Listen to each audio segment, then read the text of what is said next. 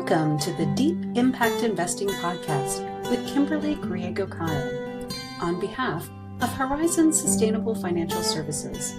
In this podcast, I discuss sustainable impact investing, how to create portfolios that match your values, and a variety of other topics such as financial education, environmental sustainability, social justice, and sustainable food systems. Do you want to know if your investments seek the kind of accountability from corporations that you demand? Listen in as I explore the burning question, are you investing like you give a damn? Hello and welcome to Deep Impact Investing with Kim Griego-Kiel from Horizon Sustainable Financial Services. Kim, how are you? I'm good. Eric, how are you? I'm fantastic. Happy International Women's Day. Thank you. And same to you. I know you have daughters and of course you have a wife. So I do. Yes. And I know you honor them every day, but yeah, well, I do want to talk. I try. Candy makes you, right? Yeah, pretty much. It's on our calendar. It's a morning task. Make breakfast, honor wife. Got it. Right. Well, I do want to talk about International Women's Day a little bit, but there's a couple of topics around it that I want to discuss first. Okay. That are related to the UN Sustainable Development Goals. Remember those? Oh, yeah. Yeah. It's been a while. Yeah, that was a list. Right. So if you're a new listener, you might want to go back and check out episodes 11, 14, and 16. It was a little mini series that I did about the UN Sustainable Development Goals. I never did get to all of them, but the good news is we're covering 2 more today. All right. Good deal. Yeah, those were really good episodes because, I know that the goals had kind of some dates assigned to them, and I know that you're going to revisit those at some point. I believe, just by my own recollection, I think some progress has been made on a lot of those goals so far. So that's good. I believe that is absolutely true. And some of them are stalling a little bit, and we'll talk about that. And honestly, it has a lot to do with the pandemic and, that kind of put a hold on a lot of people's lives. But, So today I'm going to talk about goal number 1, which is no poverty. Lofty goal, right? Very lofty. Yeah. Very lofty. And number 8, which is decent work and economic growth. And those two definitely go together. Yeah, hand in hand for sure. Yeah. So do you remember the definition of the UN Sustainable Development Goals? You really put me here on the spot. No, I well, you don't, but you could read it in my notes, but if you don't remember off the top of your head, you could. Well, let's not do that. So let me just give you a quick definition. The Sustainable Development Goals, or SDGs, are defining the world that we want. That's right. And looking at how to get that. And when I say that, I mean really making sure that no person is left behind economically, in development sense, environmentally, all of those things. So the Sustainable Development Goals, SDGs, are a universal call to action for everyone. We want to end poverty. We want to protect the planet. We want to improve the lives of everyone around the globe. And as I mentioned, maybe I didn't mention, there are 17 of them. Yes. And so we're going to talk about 1 and 8. The idea behind some of these goals, or most of these goals, is to make a better world by 2030. And that was put out in 2015. So we're halfway there time-wise. And I'm curious, I'm assuming the UN who put these out is keeping some sort of tabulation to see if they've made progress at least 50% of the way. I'd like to see some information on that. So maybe I'll try to research that. Yeah, that'd be great. Yeah. All right. So goal number 1, again, it's a very lofty goal. It's to end poverty in all forms for everyone. And goal number 8, we want to talk about promoting a sustained, inclusive, and sustainable economic growth, which provides full and productive employment for everyone. it's interesting when I was looking at these, there's a lot of detail that goes into every single one of these. So I just pulled out a couple of points because I don't want to spend the entire episode today talking about the specific goals, but some notable points on goal number 1. In 2020, the working poverty rate rose for the first time in 2 decades. So that means you're working, but you're still under the poverty line for whatever country you happen to be in. And that is a little disappointing to see, but sometimes we have to go back to move forward. So we'll see how that looks. What happened during that 2 decades, we pushed forward, and then an additional 8 million workers around the globe. These are just people who are working, not people who are unemployed or choose to not be working. What we saw was an additional 8 million workers who were plunged into poverty, and that's really all around 8 million the entered poverty. Yeah, and it's the pandemic was really troublesome. Yeah, I think we're going to continue to see fallout from that for a long time. We also have, of course, rising inflation and the impacts of the war on Ukraine. And these are focused on as well as goal number 1, because what we're seeing is when things cost more, you run out of money faster. So you end up, in poverty. It's just a cycle that is very difficult for some people. So Kim, do we have a definition for poverty? I don't have a full definition, but let me give you some points around what we consider poverty. It's not just not having enough money. That's part of it, but it's not having the money and the resources to have food and clothing and shelter. Those are the big key pieces. Sometimes you might have one, but not the others. It really is much more than not having financial reserves. But poverty can also be economic. Come from economic and political causes, not just the fact that you don't have a job. Yeah. So there's all sorts of components. The way I kind of think about it is like you said, not having enough to sustain yourself and your family when it comes to shelter, food, water, electricity, healthcare, things like that. Healthcare, big piece, yes. Right, and so I look at it, as some of the causes, and I'm still reeling from that 8 million workers have been plunged into poverty. Right. Meaning most likely that I'm assuming inflation has a lot to do with that. Because all of a sudden, if prices of everything goes up and your pay doesn't go up to match, then you can't buy those things. It's inflation, but it's also fallout from the pandemic when so many people were unemployed, and it's going to continue to be a problem for a while. We'll always have some sort of poverty. I don't think we can completely get rid of it, although that is the goal of the UN is to erase poverty globally. Let's talk about goal number 8, which has a lot to do with economic stability, not just being in poverty or below a poverty level. The global unemployment rate, as we were just talking about, really plunged in the last 3 years. And the expectation is that it will stay at pre-pandemic levels until at least 2023.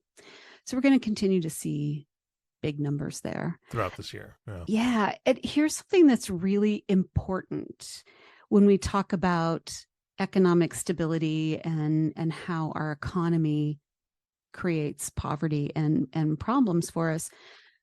1 in 10 children are engaged in child labor worldwide.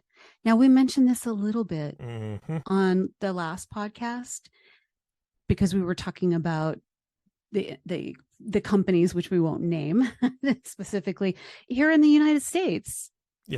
That we're using child labor. And we're talking about 160 million children. Yeah. I would challenge the listener at this point, because whenever I thought about child labor, it was kids in sweatshops overseas. kids in rice paddies picking, doing things alongside maybe their parents or their family, Right. being forced to do that. Now I can't get the vision of that picture of that little kid cleaning the kill floors in beef factories in the United States. Right. I have a picture in my head, but I don't actually know what those floors look like, and I don't want to know. So and we need to speak up and do more about that. I have a couple other thoughts. Almost a third of the world's adults struggle to get by without the financial tools they need to escape poverty and improve their lives. Mm-hmm. So they just don't have the tools. It's not just about getting a better paying job or getting a job. There are some tools that we need. These are people who we would consider unbanked and underserved. So when I say unbanked, meaning they do not have access to a bank account for a variety of reasons. What we want to do is promote access and the usage of quality financial services, because this can help develop opportunities for these underserved groups, just simply having access to a bank.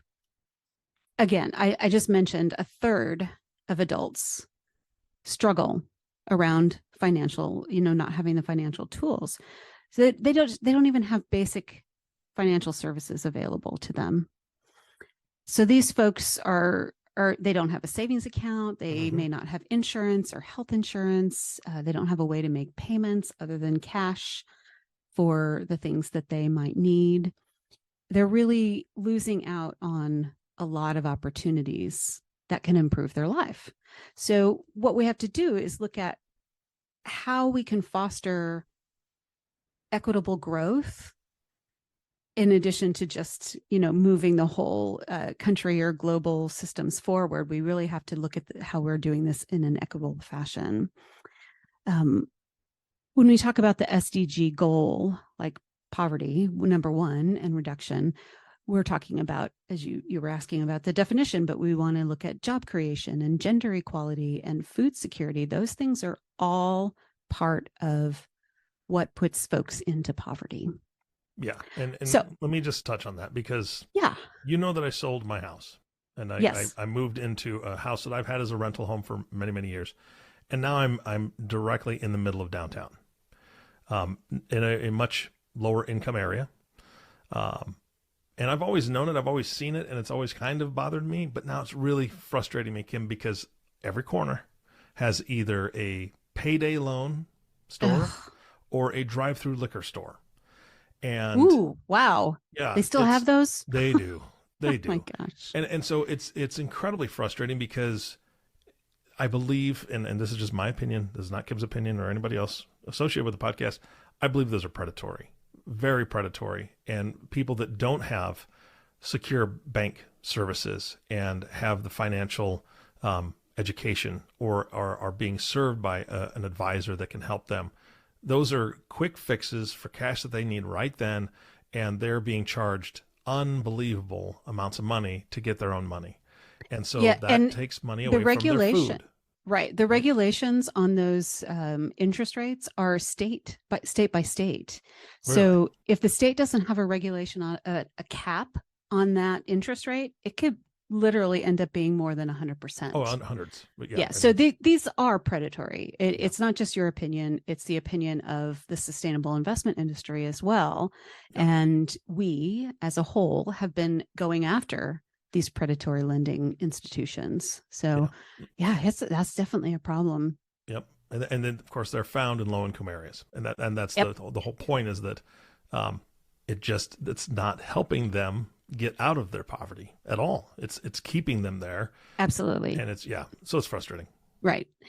And that is definitely frustrating. And there's a lot of things like that are happening in our society, and unfortunately, we see that with micro lending as well. And I'm going to talk about that in a couple minutes. But first of all, I want to talk about some ways we can improve the lives of those in poverty. All right. That's good. You told me last time I was too negative. No, see, now I'm being negative. I need you to pull me out of this. Right. So, so I want to make sure we go back to my my personal goal of always sharing some positive way to make change. One of the things we need to do is fix the access to the digital world that so many do not have. It leaves them without the ability to have financial access for some people. There's not a bank in every city around the world. So having some good digital and internet options is going to make a huge difference. So, there's I'm trying to remember which article this was from, but it stated that countries with higher internet connectivity tend to have lower gender gaps in account ownership. I think that's probably true for a lot of different reasons. Another way to improve the lives of those in poverty: focus on and maximize the inclusion of women in financial systems. Yeah. Across the world, right? Reduce the gap of financial account ownership, checking accounts, investment accounts between men and women. I think you could probably assume that fewer women have access to these. Yeah, I would say that's probably, those numbers are probably changing as we speak, because, and not to be super morbid, but back in the day, right, 40s, 50s, 60s, men typically worked, typically had the investment account. Women typically worked either part-time or not at all, taking care of the home and raising children there, because that was just kind of the status quo. Men were way more involved in the investment side of things, and now they're dying off. Well, yes, that's true. Some of that may be switching, hopefully. Right. But we have to also look at this on a global level, because there are countries that simply won't allow women to have a very good point. A bank account. Yeah. Places where they can't get education, where they can't even work. Think about what's happened in Afghanistan in the last few years. That's a wormhole we should go down, but it's there. We have to be focused on the ways that financial services can actually help the economically disadvantaged rather than hurting them. For example, your payday loan, example is good. That's something that hurts people in poverty.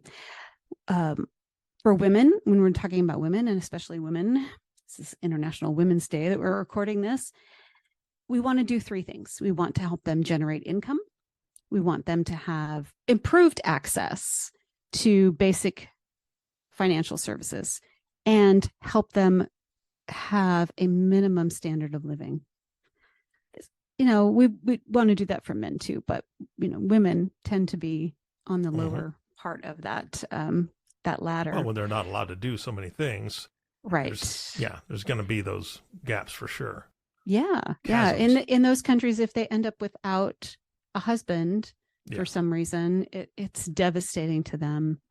I believe that through improving access and the usage of financial services, that for women, we can realize economic empowerment across the globe. So that's something in thinking about the positive things. Like, these are things that we can help push corporations specifically forward. We want to look at areas of support in microfinance, in education, and make sure that we have more gender equality in the financial field. And I'll tell you, as a woman financial advisor, there are more women doing the sustainable impact investing, but overall, the percentage of women is very low in financial services. And other women tend to want to work with women. So we're really lacking in the number of women who can help other women in this area. How do we improve that? How do we improve that? Yeah. We are working on it in terms, when I say we, the social investment industry has really put a focus on having more women in the financial services field.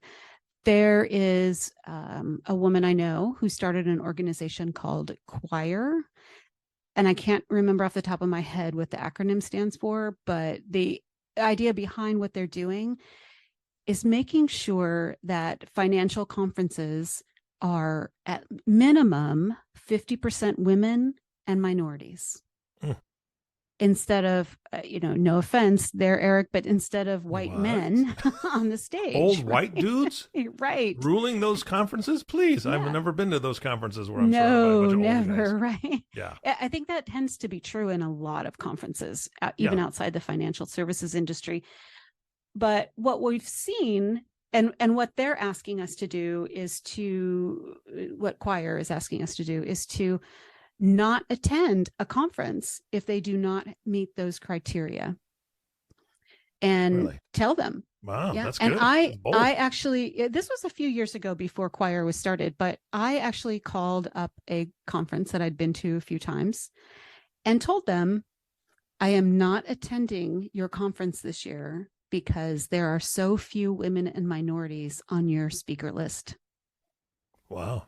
And you know what? They called me back and wanted to have a conversation around that. Really? And how it can be improved. I love that. I do too. That's I was fantastic. not expecting that, but I was thrilled.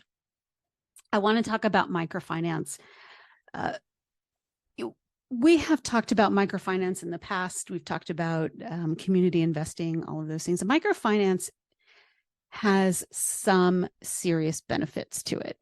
And on the flip side, there is an issue around microfinance that I guess I wasn't completely aware of, but it makes it makes total sense.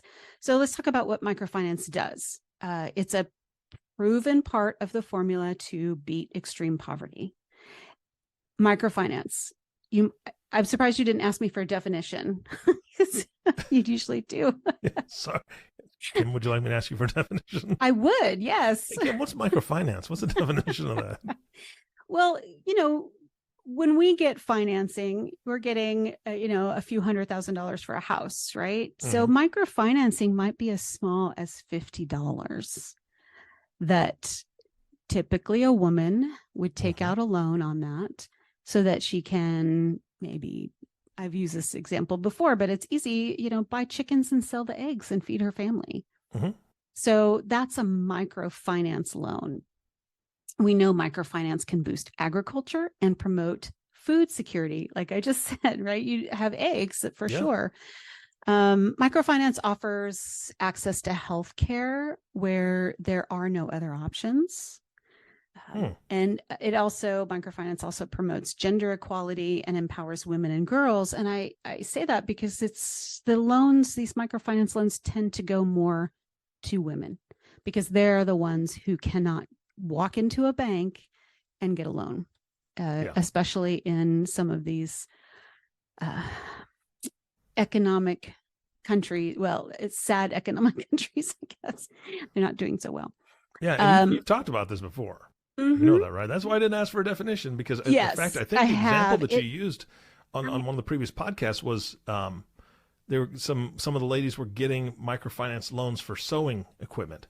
Like they were getting for cloth and thread, and they were able to either repair things for folks in their local communities or create whole new outfits. And that was one of the reasons they were getting these microfinance loans. Right. I love the idea of microfinance. And when it works well. Mm-hmm. But there are some controversies around it that I, again, was not completely aware of. There is a group of people who are talking about how microfinance actually exploits many people. And, really? and that number can be up in the millions of people who are being exploited. I know, I was like, what? But what we've seen is instead of having smaller institutions working on the microfinance loans, these are being taken over by large financial institutions. So what happens? we no longer have the philanthropist in charge. Mm-hmm. We have the guy who just says we have to make money no matter what, right? Gotcha. Yep. So in the microfinance industry, we know that consumer protection, I know now that it's not always strong. It's very, very weakened market. Government aid agencies, commercial banks, nonprofits, and socially minded investment firms have poured billions of dollars into the microfinance. So the reported number is at least 50 billion B Wow. with a B. So what's wrong with it? What's the controversy? That there are not enough consumer protections globally for microfinance. We just saw that, for example, in your example of in the United States, those payday lending. That's a type of microfinance because people are often getting $1,000, $2,000, $3,000, and there's very few consumer protections around those. The interest rates again can be 100% or more, which is just staggering. You cannot get out of poverty when you have to pay a loan off like that.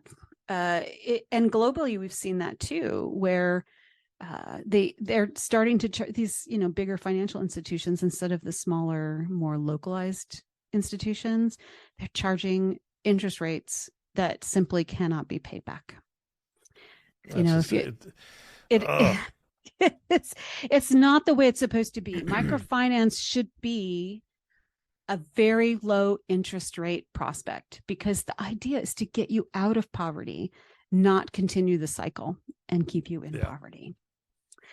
It reminds me of those, the old company store, right? No matter what industry it would be in, folks would be out away from their families, away from their homes. They'd be working at a remote location. And so the company, oh, how nice of them, would set up a store to have supplies that the maybe miners or loggers or whoever would need. And they would just charge so much money for them, or they would give them credit that would just come out of their paycheck, but the credit would have some, interest involved in it. And it's, again, by the time their paycheck comes, they're like, I got $1. Right. They were continuing to keep their employees in poverty. Yeah. That's what it sounds like to me. This is ridiculous. Yeah. And, what it does is it creates financial instability. We're talking about almost 2 billion people who are unbanked, and they will go to these institutions to get these microfinance loans. When they can't pay them back, it just creates more economic instability within their community and their country. It's just it balloons from there. And inflation hasn't helped. It's made it worse for consumers, for these folks who can barely pay for their daily costs of living, their food, their shelter, medicine, all of that. What we're talking about is, just a worsening of the poverty situation. Yeah. So before we move on to my little celebration of International Women's Day, or International Day of the Women, woman, however you want to put that. I want to talk about an article I saw in the New York Times recently. All right. And this was something, again, completely unaware of, which is why I want to share it with listeners. Remember those, credit card perks, you get cash back, 1 or 2% cash back. You build up points so you can get discounts on airfares, rental cars, book 10 hotel rooms and get one for free, that kind of thing, all related to credit cards. Yeah. Oh, that sounds great, right? Well, unless. So here's what's happening. Poorer consumers are footing the bill for your free car rental. Okay. Now there's guilt involved in the podcast. Right. I know. How is that working? What am I going to do? Because I am one of those people who uses a credit card in order to get points or airfare and those types of things. Me too. I'm literally getting a rental car next month at a significant discount because of points on a credit card. So I'm like, oh no, I have contributed to this problem. You probably want to know how. Well, yeah. It's how is this happening and what exactly is happening? But there's a demand, bigger demand recently for the best credit card perks, this one, that one, the other one. And you have to recognize that someone has to pay for it. So who's paying for it? What's happening is lower income folks are charged higher interest rates often because their credit scores tend to not be as high. True. Yeah. And who gets that interest? the credit card company. Mm-hmm. So if they're charging 30% to the poorer consumers, and other wealthier consumers, they might have a 15% or 18% interest rate. Credit card rates are high, but they're often paying it off at the end of the month. Mm-hmm. And the folks who don't have access to enough income are not able to do that. They're also getting late fees because they missed payments or they're behind. All of those costs that they incur are going to pay for those credit card perks. How else is the finance company going to pay for it? They're not just giving it away. They have to make money somewhere. True. Yeah. So that they can. Yeah. I was kind of ignorantly surprised. I thought, how did I not know this? Yeah. I think a lot of people don't know it. Well, I think the first 15 years of my life with my wife, where we were poor and stupid, and had those high interest credit cards and got those fees, that paid for the free airline tickets we're getting now. Can I say that? Okay, yeah, that's one way I'm going to justify it so I don't feel guilty. I think but I get very what typical. you're saying. Yeah, I think it is too. But at the same time, my daughter is on the flip side of that coin, Kim, because we told her, don't do what we did.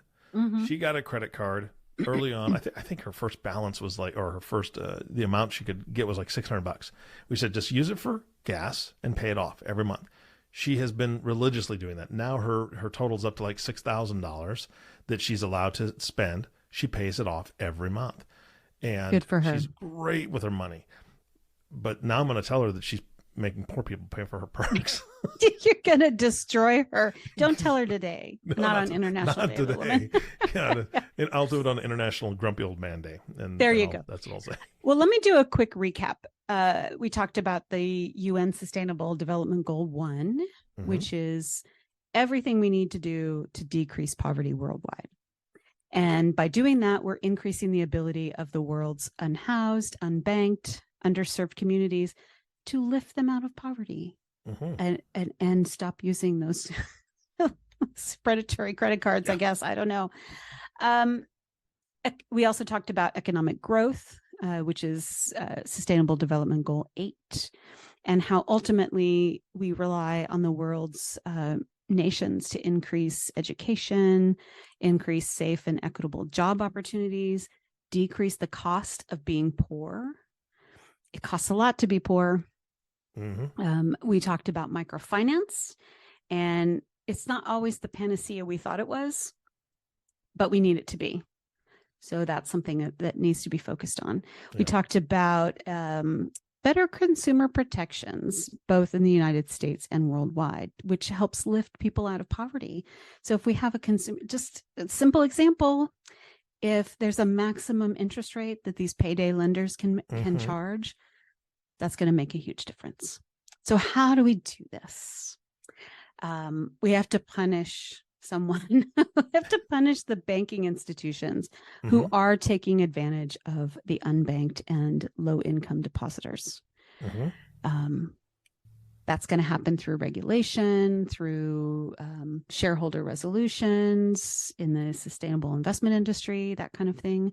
We have to work harder on that.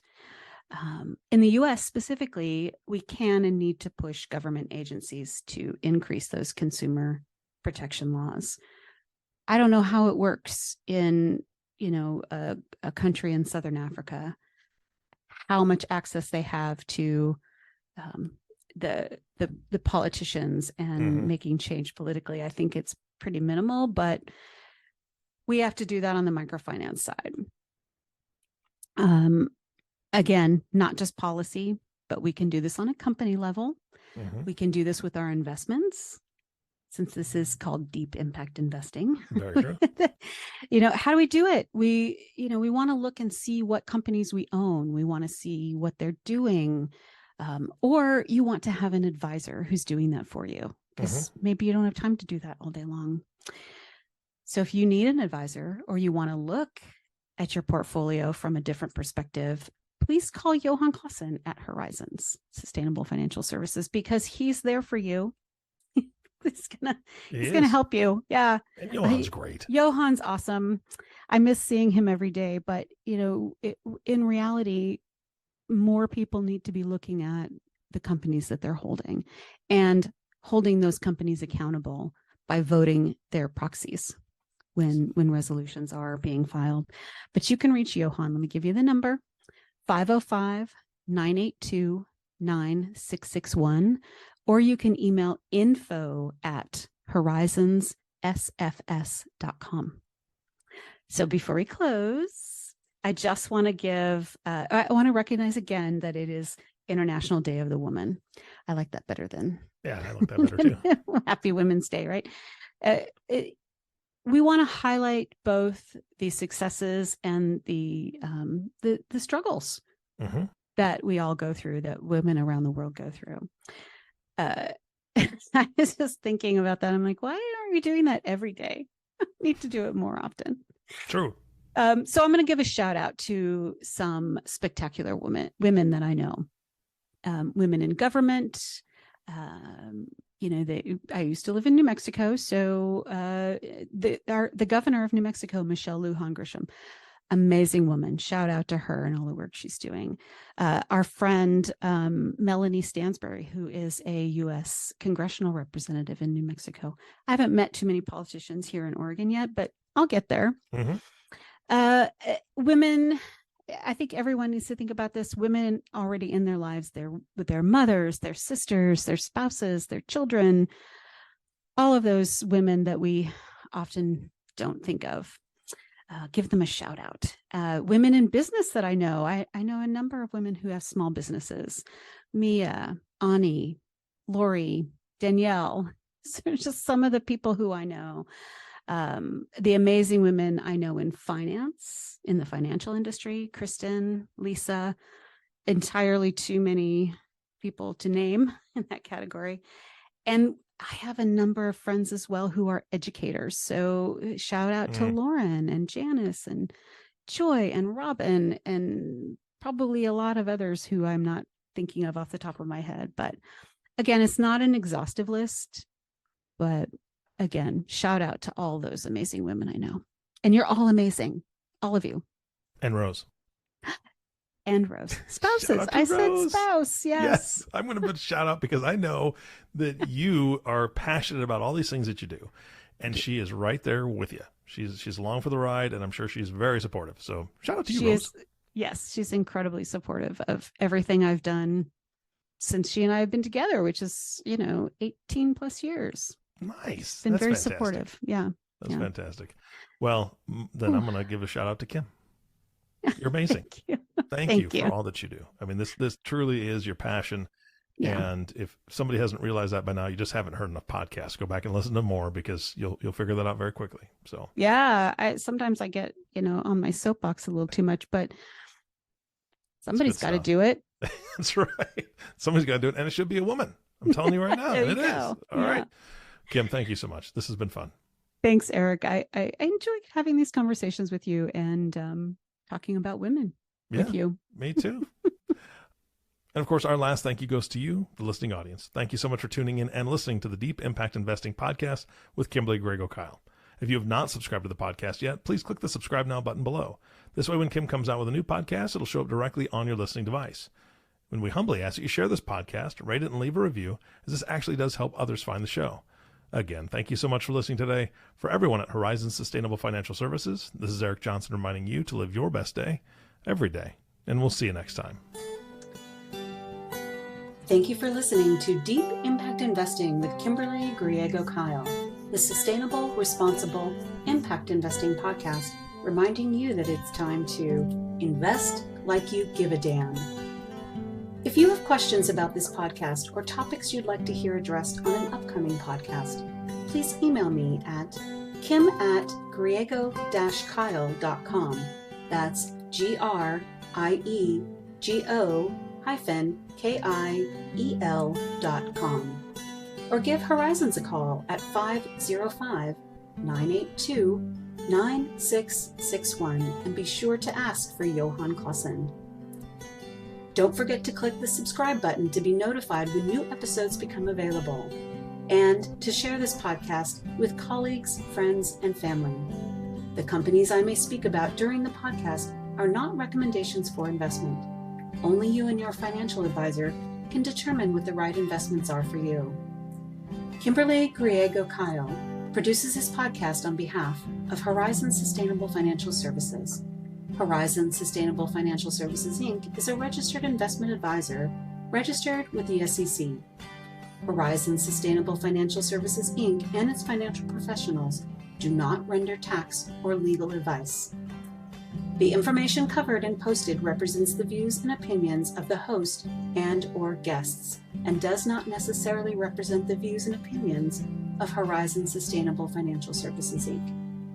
This content has been made available for informational and educational purposes only. This content is not intended to be a substitute for professional investing advice.